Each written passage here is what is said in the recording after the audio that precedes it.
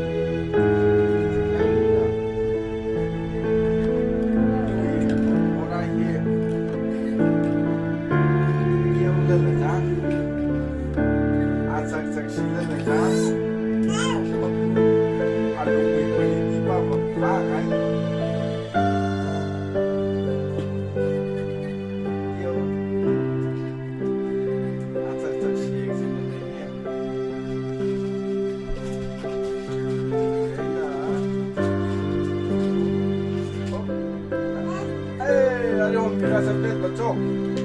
Ya, saya akan lihat ini. Mau thằng có sáu cây. Right.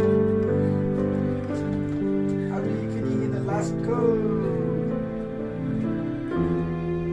Ini the last go. Hey, kita sampai betul ya.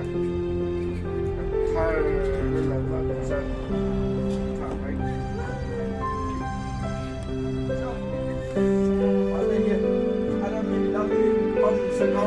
Dah. Kami tahu dah. Dah. Cik. Dah, tu murah.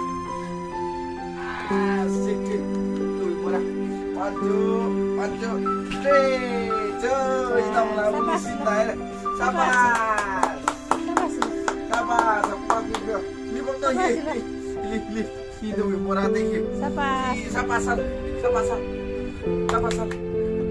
Panggil kata. Tanda panggil. Oh, gila. Maafkan tu si maafkan siapa? Ya, sabar. Iya.